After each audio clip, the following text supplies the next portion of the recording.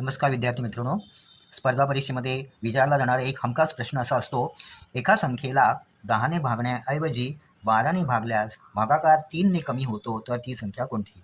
आता इथे भागाकार 3ने कमी होतो म्हणजेच कधी-कधी भागाकार 3ने वाढतो, म्हणजे वाढ आणि घट अशा दोन्ही अटी असू शकतात. इथे आपल्याला भाग लावायचा आहे आणि दोन संख्या आहेत, एक 10ने भाग लावायचा आणि एक 12ने भाग लावायचा आहे. आणि अट काय दिलेली आहे इथे, भागाकार जो येणार आहे तो 3ने कमी होतोय.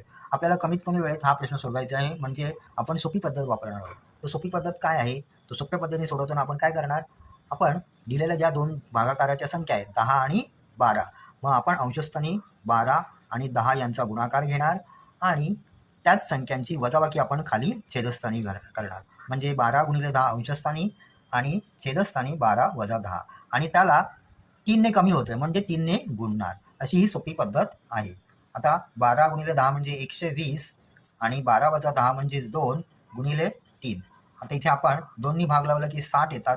60 गुणिले 3 केल्यावर आपल्याला जे उत्तर मिळतं ते 180, म्हणजेच ती जी संख्या आहे ती आहे 180. 180ला 12ने भाग लावा आणि मग 10ने भाग लावा. दोघांमधला जो भागाकार आहे तो 3ने कमी होतोय असं आपल्याला दिसून येतं. अशा प्रकारे हा आपण प्रश्न सोडवू शकतो.